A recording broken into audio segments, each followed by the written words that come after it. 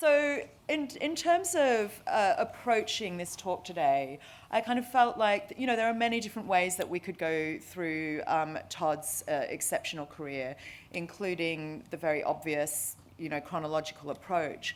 But as a director who kind of continuously surprises with new approaches, new angles, and new stories, I felt that it might be more interesting to take a sort of, intuitive, thematic approach to the talk.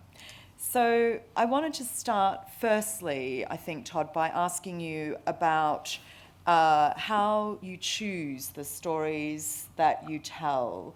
One of the things that I think is so remarkable about your body of work is that your narrative approach is so different according to the subject that you're tackling. So I'm kind of interested if you could expand a little bit on that first.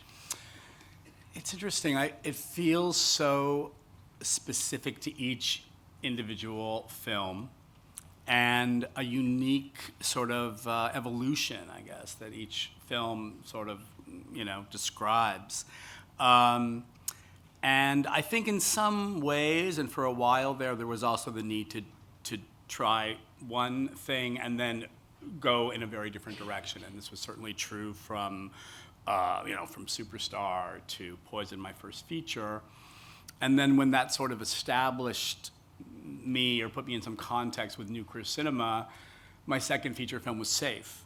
And I remember going to a lot of queer, gay film festivals and people expecting overt gay content in that film and going, what's going on here? This is a, story of a suburban housewife suffering from environmental illness. But I think, those kind of detours and sort of turnabouts, for me, they keep me invigorated, they keep me challenged, but they also, particularly at that particular juncture, raise questions about what is queer filmmaking?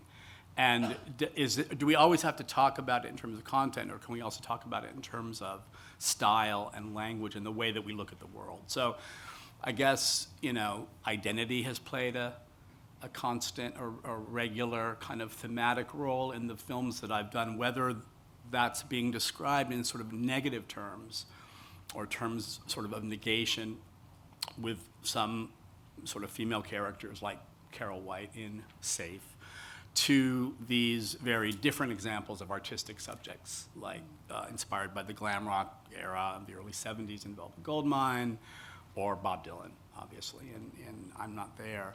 People who push up against the confines of identity and make that, in many ways, their sort of artistic signature. There's so frequently in your films, which so often are about someone who is either literally an outsider or feels outside in their universe, crowd scenes of people judging or casting an eye over proceedings. Mm-hmm. Can you talk a little bit about this idea of your attraction to the outsider and also how you structure those two things? Structure the two things. The outsider and I guess the sense sort of the community sense of or the social aspect. Again, it's so different in specific films where I think sometimes some of these films take place very much within the social discourse of the family, of the domestic world, and there is almost no depiction of an outside. Sometimes the outside is very deeply embedded within the body. The body is in some sort of state of protest, as it is in Safe. And in Far From Heaven, another film that's set in sort of a very tightly defined social setting. I wanted to really pay homage to these extraordinary films by Douglas Sirk, in which there are no villains, there are no sort of active antagonist. Really, all it takes is a person stepping out in any way from the sort of very strong dictates of what defines these social environments that can propel a series of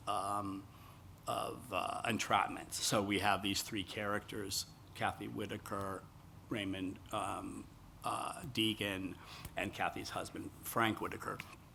And really, it's just Frank's, movement toward desires that are suppressed and forbidden at this time in social history that creates a knot where each character finds themselves embedded in an impossible situation. Whereas in examples like, Velvet Goldmine, and I immediately pictured that scene toward the end of Velvet Goldmine when you were describing that sense of the world that in Velvet Goldmine is framed, the world of the 1980s frames this very precious, lost moment of rebellion and outrage and experimentation in the early 70s. And, it's when Christian Bale finally meets Ewan McGregor in the 80s sort of framing story. And he's, and Ewan McGregor says, we set out to change the world and we failed. All we did was change ourselves. And Christian Bale says, well, what's wrong with that? And he says, nothing, if you don't look at the world. And there's that shot of the kids in this sort of, sadly limited sort of world of youth culture that's posited in comparison to the glam moment. Very much inspired by a kind of 1980s that David Bowie himself sort of anticipated in his own work. That, you see the cost of a sort of social constraints being sort of reinstituted. I don't know if that answers your question. No, it does. and I also, it goes to, the heart not only of what Kate's character Jude Quinn is saying here towards the end of the press conference about not wanting to be disassociated from the world. Exactly, the evils of the world. Right.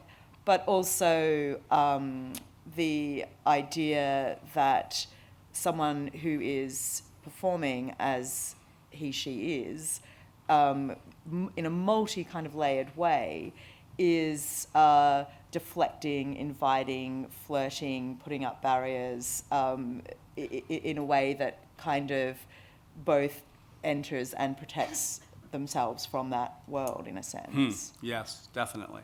And what you see in the strategy behind this multi-character portrait of Dylan is that each of these phases in his life sort of reach a necessary impasse. They sort of reach a point of extremity and to a point where they can't go any further.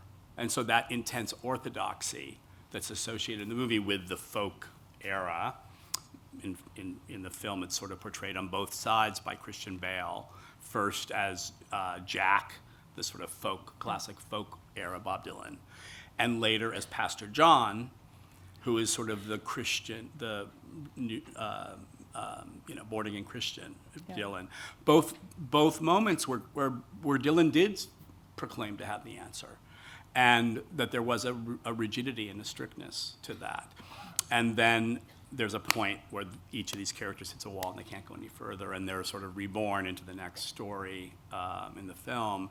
And Jude Quinn is one of the most extreme examples of somebody who is challenging orthodoxy in general, and completely scandalizing or disturbing the expectations that the fan base brings to his body of work.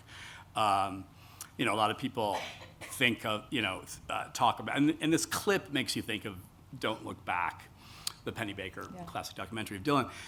Really what I was looking at mostly for the Jude section that stars Kate which is really about 1966. And it's a very different moment in Dylan's rapidly evolving 1960s from 1965, the year of Don't Look Back. I was really looking at 8 1/2. Yeah. And the surrealism and the urban sort of melodrama of the artist who's being forced to resist expectations and push back against the constraints of his own success, basically. And to me, that was because we were looking for a different cinematic language to carry and characterize each of these very distinct characters and stories in I'm Not There, and had the wealth of 60s cinema as a point of reference. And so in this case, it was really Fellini and how, I mean, when you watch 8 1/2 and then you listen to Blonde on Blonde, and you feel like that same intense Baroque visual language and surrealistic sort of palette is applicable, and they're both really about people pushing against expectations and the constraints of artistic expectations.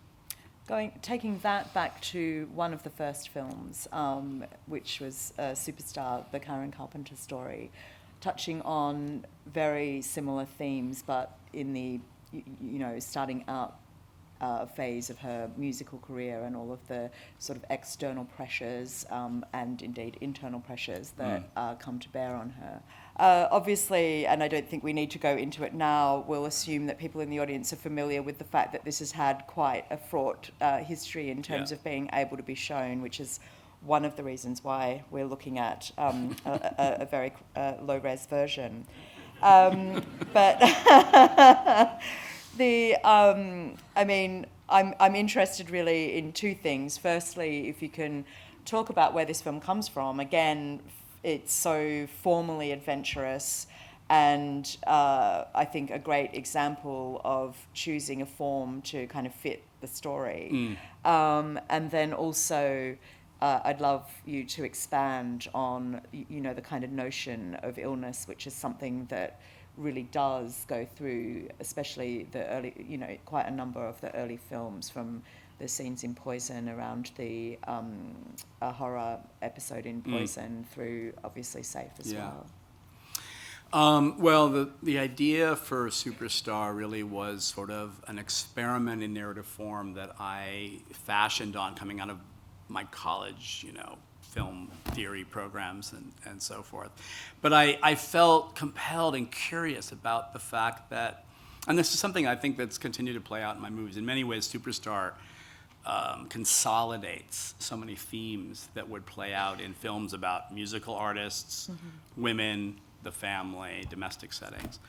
And I basically was just curious what would happen if you followed a familiar genre, in this case, the sort of star story, rise and fall, but you replaced real actors with dolls. And you did it very carefully and sort of lovingly. Would the same emotional reactions occur to an audience? Would they still be provoked in a viewer? In other words, is the emotional component of how we feel about narrative experiences something we bring, rather than the fact that it all relied on the fact that there was once an authentic person on the other side of the camera? Isn't it more formal and stylistic conventions that trigger our own participation, if you will? But I was interested in doing a movie about dolls before I even knew what the movie would be about. And I was and this was something I was talking about with a dear friend, Cynthia Schneider, who was a friend from college. We wanted to collaborate on a project. She wanted to do something with pets, a movie with just pets, and I wanted to do a movie with dolls.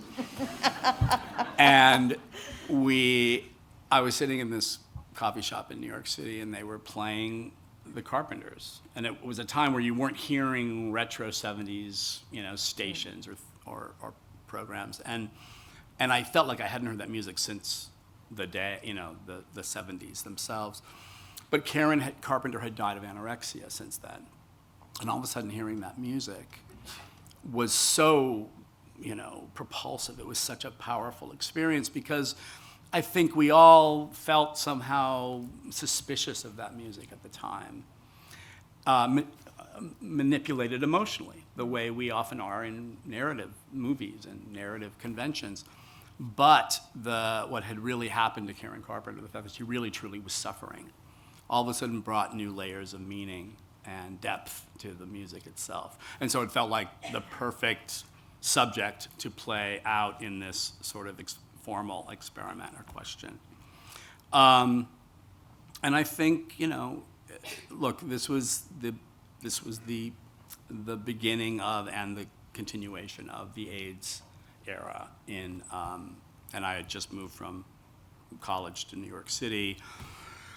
And so questions of illness, questions of what immunity means, questions of the sort of impact of this devastating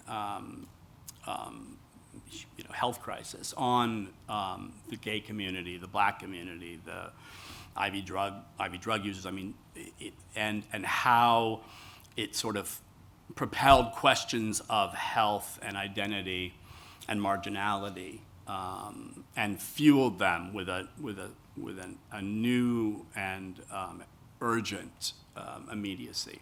I think that was propelling all of these themes of illness and the body, and it played out in different ways. I mean, Poison was really my address to an embattled gay community that started to sort of accept the culpability and the burden of blame and responsibility for HIV and the panic that was circulating.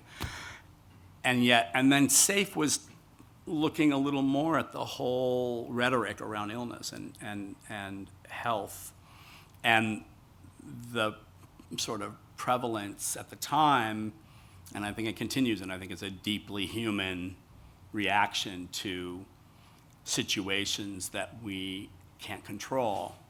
The way in which we elect our own culpability, we stand up and accept blame for things that are outside of our control.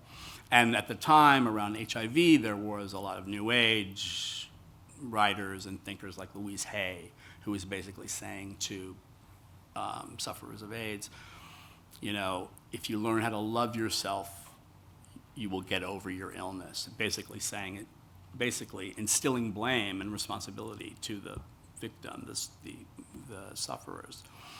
And I was just so fascinated and curious about why that was an attractive option. Yeah. And I think it felt like some sense of agency over an impossible situation where you say, yeah, I did this to myself and I can change it. But that puts the subject into an impossible situation, obviously doomed to fail. And so, SAFE looked at the sort of recovery industry and its language and the way that sort of instills a new sense of identity to people stripped of their original sense of who they were by illness. And I'm really intrigued about how that then carries through in a much more sort of subtle way, I guess, in Far From Heaven, and the sort of underlying themes there around homosexuality as an illness, and the idea that you can be cured of it, that there's the option of electroshock therapy is kind of offered, and tonally, as well as being a very big tribute to Douglas Sirk, it feels like there are those elements of Nick Ray's Bigger Than Life, and one of the extraordinarily striking elements of the film, and there are many, not only the storytelling and what for all cinephiles is a magnificent tribute to a great master of cinema, but here is where I feel you really start to use colour and design in a very emotional way, a very emotional register. And you're working with some of the collaborators who you've continued to work with since then. cinematographer Ed Luckman, and of course Sandy Powell, who did the costumes, both of them returning on Carol as well. Yeah. Could you talk about where this film comes from for you, and the sort of impetus and a bit of the, I guess, production history for it? Sure. It's so funny, that clip you showed. I remember critics saying that I was showing my hand, or I think it was someone in the New Yorker said, the director sort of showing his hand by talking about looking beneath the surface of things, as if that was the message of the film. And in fact, it was exactly the reverse, that the surface is what reveals everything. And that was what was so remarkable about Cirque, that he, and Fassbender talks about this, he says, like, the films of Douglas Sirk are descriptive films. They're films, they're not rooted in identification. You're always seeing in reverse shots, you're always aware of the looker in the frame. You're always outside, looking in at very rigid social circumstances and conflicts that emerge in life, that people have very little options for knowing how to change or alter. And that's why they're often unsatisfying, because they don't provide solutions. And you often see the subjects of these, amazing examples of the form, these women sort of, surrendering under the pressures of social constraints, and sort of becoming smaller versions of who they were, going into the stories. And so what, Fassbender loved about Cirque, and what Cirque, I think, felt was essential in cinema, was to show you problems, and then it's up to you to know what to do with the problems and how to address them in your life. But they're not solved, they're not resolved, there's no heroic solutions offered. But in this way, it's all about the language of the surface and how much it determines our choices and our what's available to us in life. So we paid tremendous attention to the tradition of that cinematic language, and how much because the characters are also limited in their abilities to even speak or communicate, it gives a powerful role to play in the visual language of the film, the color landscape, the cinematography, the music. So it's really about music and montage that emotions and recognition of conditions in life are registered and expressed. So, it was just a tremendous pleasure to bring people like Ed Luckman. This was my first film I did with Ed, and my second film I did with Sandy and Mark Friedberg, the production designer. And we spent, days basically talking about color. And I had made these sort of color charts, scene by scene, that would be kind of a spectrum of the color palette in the films. The film we paid most close attention to of Cirque's is All That Heaven Allows. And the color palette in All That Heaven Allows is a complicated spectrum of warm and cool colors, sometimes shockingly contrasting each other, and describing an emotional complexity and incompatibility, basically, with the emotions that are being explored by the characters, and the fact that there are very little solutions offered. I love that I've had a festival where his colour palette has been analysed by two filmmakers, talking to Guy Madden, who talked about unpacking Douglas Sirk's colour palette for The Forbidden Room. How cool. And naming them all, including naming all of the colours. Oh my God, wow. Whether Guy really did this or he just says he did this is not completely clear. But he did Guy's come work up, is almost exclusively black and white. But The Forbidden Room is not. Oh, and I haven't seen it. Drenched in colour. Amazing. Wow, I have to see this movie. Including my favourite, which was Rock Hudson's Nipple, he has come up In- with. in- In one of his colour charts. Wow. That's the name for. Oh my God. That's the description of the color Right, itself. right, It's like a nail polish exactly, color. Rock Hudson exactly. from But on to slightly more serious things in this film, I think as well. You know, you're taking very much the racial themes that come through from Cirque's wonderful Imitation of Life, and also a topic that is revisited in a very different way in I'm Not There as well. Can you talk a little bit about your interest in sort of bringing that into your storytelling?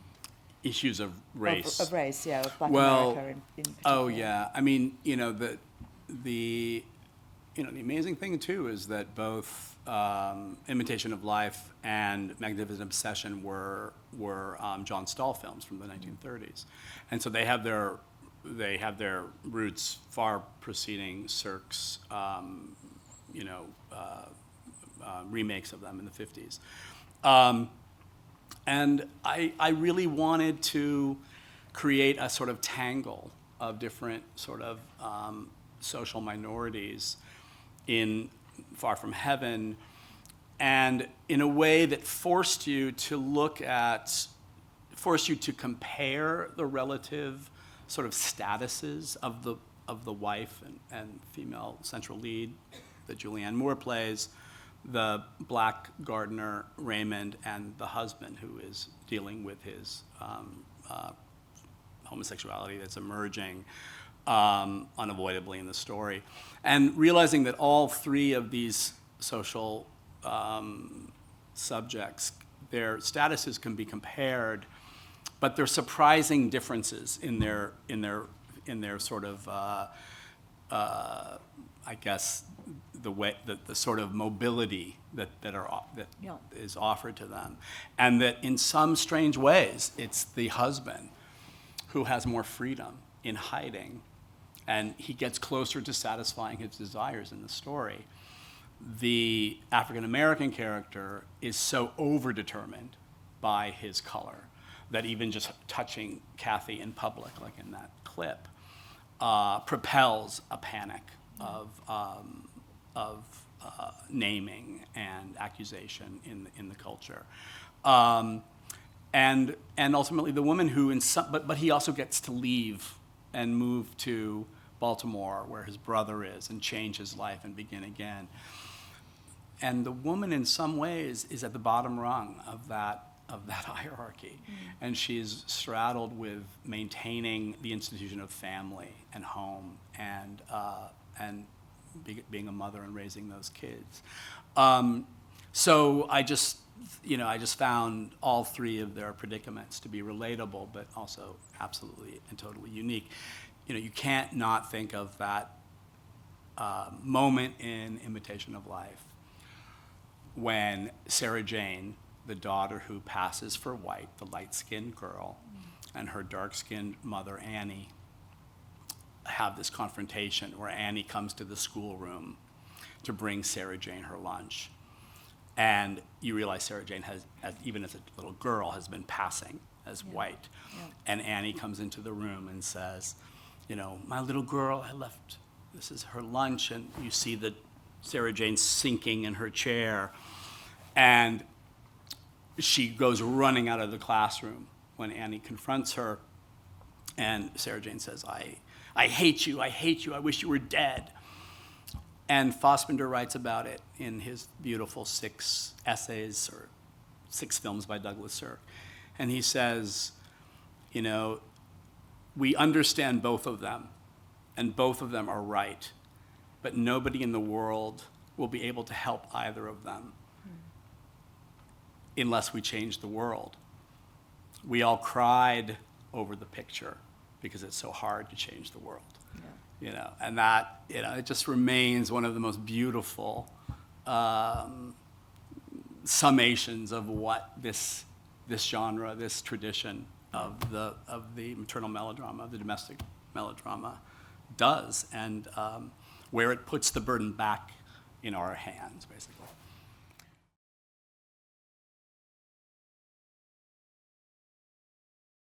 Oh yeah, I mean, it basically was Jim Lyons, who was my partner for many years, who was my editor on so many films, and he talked about. We were talking about. He had an idea about doing a 3-part film that would show ways in which homosexuality gets, utilized by dominant culture in the church, in the military, and in glam rock. And I said, stop. Exactly. And I said, stop right there. Glam rock. Oh my God. What a brilliant topic for a movie, because it's so innately theatrical and visual and about dressing up and about, and of course, this radical sort of language of the radical instability of identity, sexual identity, and identity in general, the androgynous imagination and the bisexual moment that was so seminal to it. It's still, at the time I thought, wow, this is such a radically queer movie I'm making. It was also sort of includes the etymology of gay, discourse and gay production from patron saint Oscar Wilde all the way through to this period.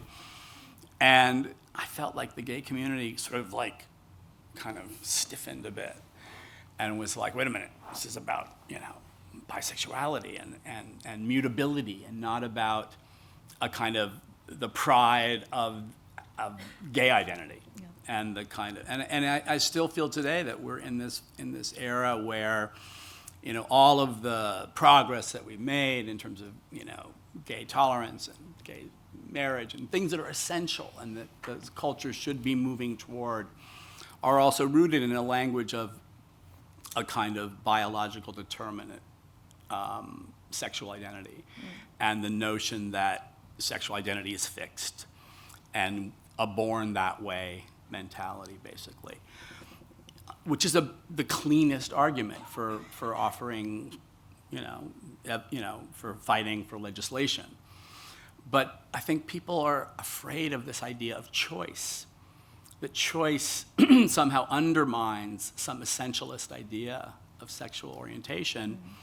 And in a way, it's like, wait a minute, choice is part of everything that we do. We make choices about who we marry, who we stay in relationships with. Choice is built into all kinds of things, even if we take, inherited and whatever,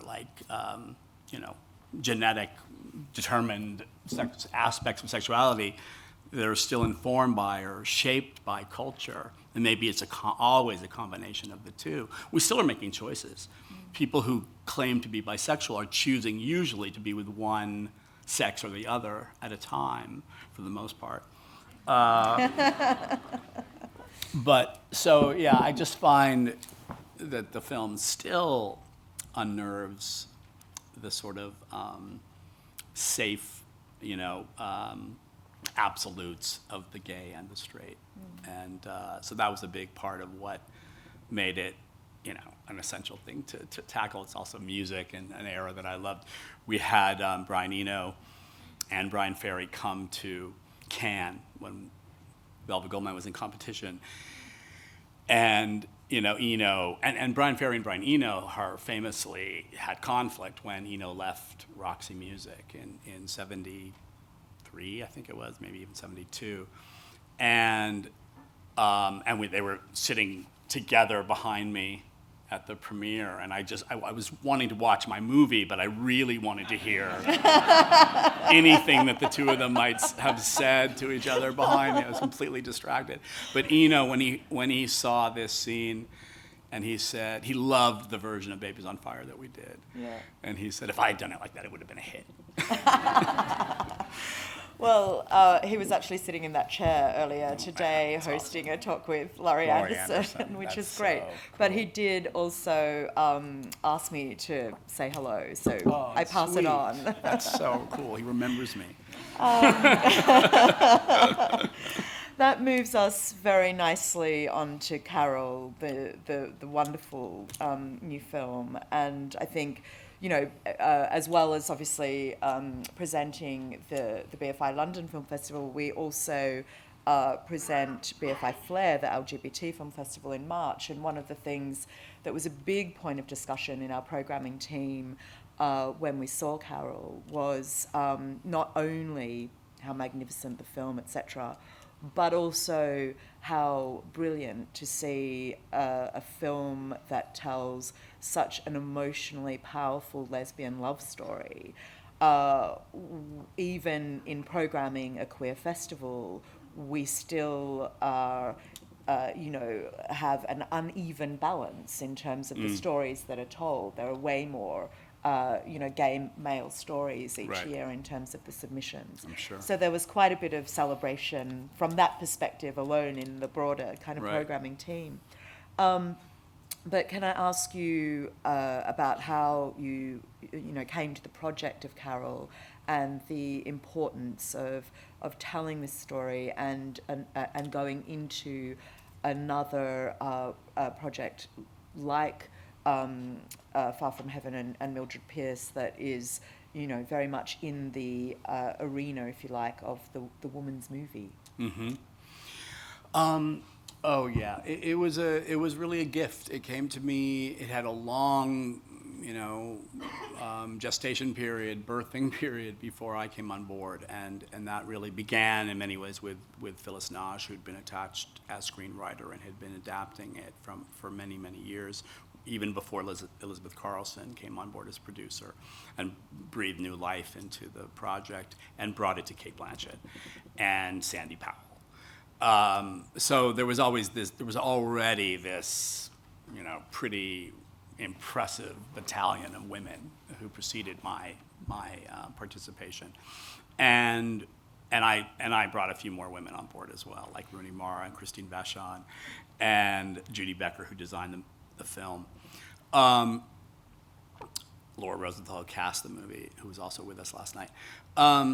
But in many ways, I was really. I didn't know the novel, Price of Salt, to the shock of so many of my lesbian friends, for whom it is my tribute, this movie, because they've been such an important part of my life. And, oh God, it's just such a fantastic book. And I thought Phyllis's the first version of the script that came to me was a beautiful adaptation of it.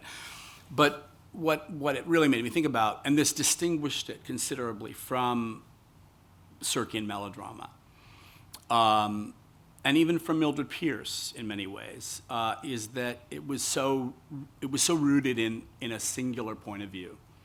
In this case, the younger woman played by Rooney Mara, Therese, and it really, before it was even a story about lesbian desire, it was a story about desire. And a story about the first, frightening steps that we take in falling in love, and how isolated we are in that state, the tunnel of love that we enter, and how everything becomes a sign for decoding, this sort of rich plethora of possible meanings and outcomes that might portend what, our fate with our loved one. But what was so interesting as an aside is that how much that also linked the pathology of love to the pathology of the criminal mind that's so often, usually, the subject of Patricia Highsmith's novels. But it made me think about the love story as a genre. It's something I really hadn't approached in and of itself in that way, and I just started to look at love stories on film that had made a big impression on me. Brief Encounter was one that occurred to me right away when I read the book. And I realized how much point of view is how great love stories operate, and how much they put you on the side of the vulnerable party, the person most in peril. And what was so interesting about Price of Salt, and ultimately what Phyllis had done with it, is how that, and what we continued to do together when I came on board, I think, was how much that point of view shifts. It starts with Therese, because she's the one who is the weaker party, the one, who kind of finds Carol and in many ways conjures Carol up. But a lot happens through the course of the film that forces each woman to go through many changes and reevaluate the other. And ultimately, Carol reassesses the extraordinary value of this younger woman in her life.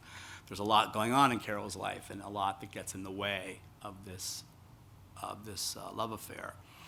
But she's the one who, sorry for those who haven't seen it, but she's the one who comes to Therese and later in the story, and all of a sudden there's a point at which we shift our point of access, and the same scene is played out twice, one at the beginning and one at the end. But we, like it does in Brief Encounter, you return to that scene and come full circle and understand what this very important conversation was that was interrupted. But in this case, in addition to that return, we've also shifted our points of view. And that's really different from the melodrama, which is not, or the classic Circean melodrama at least, that is not rooted in identification, and this really is. And I thought that was a challenge, and that was something that I could navigate with the camera and with these sort of images that were always filtered through windows and reflections, so that the very act of looking, putting subject and object on either side of the lens, really, was foregrounded in something that Ed and I could really luxuriate in visually.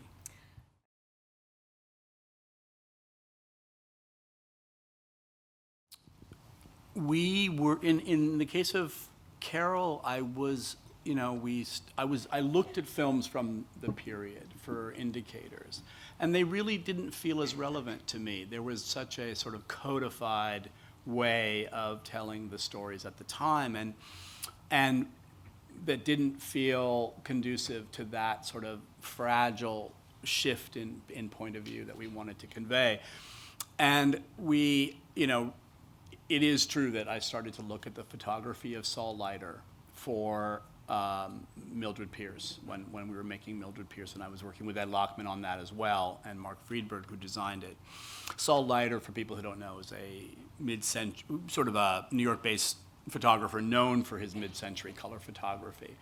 He was also an abstract expressionist painter, and he loved shooting through windows and precipitation and dirt and soot and abstracting the frame accordingly, and conjuring, producing a sense of such specificity about place and time and temperature and climate in those photographs.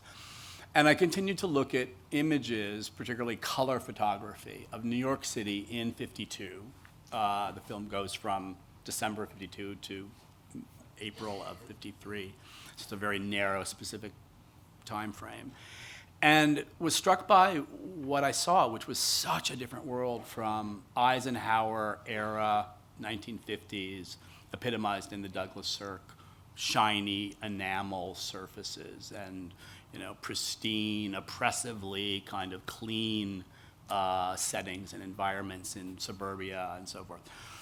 What you saw was this distressed city, truly a post-war city, dirty and soiled and sagging, and it reflected that disillusionment with the Truman era. Eisenhower had been elected, but it would be many months before he would take office. And it was a period of sort of new insecurities and disquiet in the United States in particular, and a susceptibility to the demagoguery of people like Joseph McCarthy and so forth. So that was so unique and interesting, and what we found was so many of these photographers, photojournalists and art photography from the period were women. And Phyllis, one of the things Phyllis had changed from the book was making Therese, the Rooney Mara character, not an aspiring set designer for theater, but a aspiring photojournalist. And so it was like Ruth Orkin and Esther Bubley and Helen Levitt were all working in color photography from the period, and later we would all discover, or more recently, the work of Vivian Maier, who worked in black and white, but also was documenting New York and Chicago during these years. And so that became like, that was like, yeah, we're onto something here. That made a lot of sense for the fact that Therese is trying to sort of, become accustomed to how she frames the world. And for people who've seen the film, she's in a process of feeling comfortable shooting human subjects in her work. And in many ways, you feel like the process in which she can start photographing her first human subject, Carol, and then ultimately other people in her photography is also a process in which she starts to be able to see herself in the world and taking her own role as a professional or having ambitions for her own life in the world. So yeah, that was really where the visual language came from. And we shot the movie in Super 16, as we had done with Mildred Pierce. So you see that gorgeous grain dancing on the surface of the screen. And that continued to be a great choice that I loved doing for Mildred, which we knew would be broadcast on HD TV, and if it was shot in 35, even film stock, the grain element would disappear and look as much like digital photography. You can't even tell the difference these days between stuff shot on 35 on TV and stuff shot on digital. So that was also a great factor.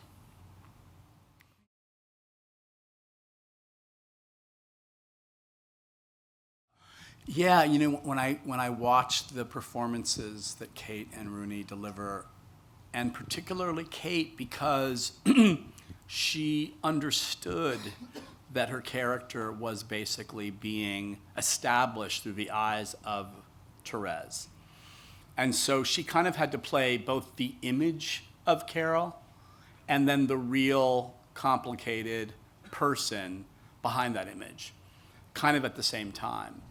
And we're not rigid the way the book is about being rooted solely in Therese's point of view. We do gain access to Carol early on, but I thought it was important to establish that the way we first enter Carol's world is when the post truck comes and delivers the gloves that Carol left behind at the department store that Therese sends back to her. So it's through Therese's agency and her handiwork and her infatuation with this older woman that we gain access to her world. But yeah, I just found that to be something that is remarkable in how Kate, particularly Kate, because more of the film is spent, I think, through Therese's perspective. And it's really the last act that starts to shift sides. That Kate knew how to provide that sort of, that she had to fulfill the object of desire, basically, in the story, and create that sort of, incandescent image that was, triggering Therese's emotions, and then also the complex woman behind that.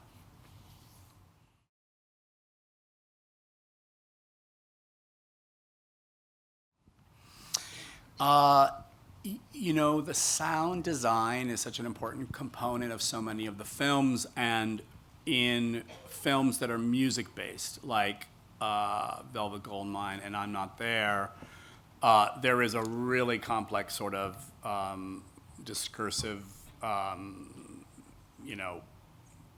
referencing of sound elements, visual elements, lyrical elements, and rhythmic elements in the script, which makes the scripts almost impossible to read. It took such a, sort of, unbelievable faith on the part of the actors who were given these scripts to basically say, I'm with you, Todd. I don't really know what the fuck you wrote, but the spirit of it is coming through. And also stuff that's musically based, you can't possibly, you can't really, notate the rhythmic element on the page. That's something that happens,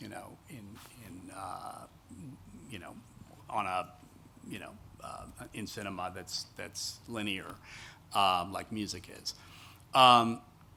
but the relationship with composers is profound and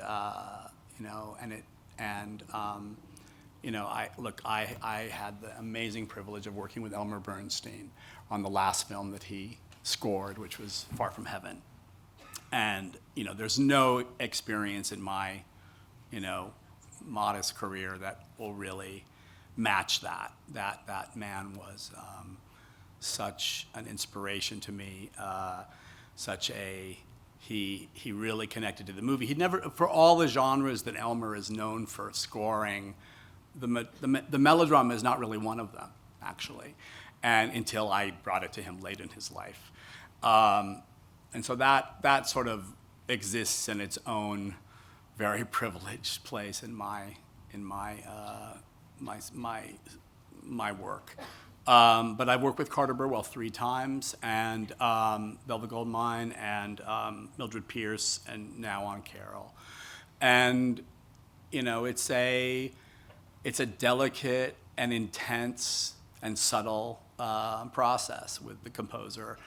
And it begins really in the editing with my picture editor, Afonso Goncalves, on Mildred and on Carol.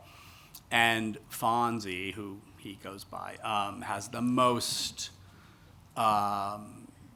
subtle, brilliant, sensitive